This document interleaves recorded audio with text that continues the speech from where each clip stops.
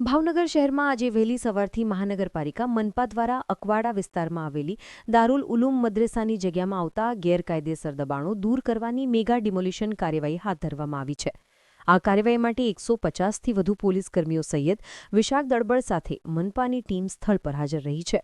મનપાના commissioner R K મીનાએ જણાવ્યું હતું કે ઘોઘા રોડ અકવાડા લેકથી અધેવાડા ગામ સુધીના 24 મીટરના ટીપી એટલે કે ટાઉન પ્લાનિંગ રોડમાં આવતા દબાણો દૂર કરવામાં આવી રહ્યા છે. અંદાજે 1500 ચોરસ મીટર જેટલું દબાણ દૂર કરવામાં આવશે, જેમાં મદ્રેસા ઇસ્લામિક ટ્રસ્ટની રેસિડેન્શિયલ બિલ્ડિંગ, હોસ્ટેલના 7થી 8 રૂમો અને દિવાલના અમુક ભાગનો સમાવેશ થાય છે.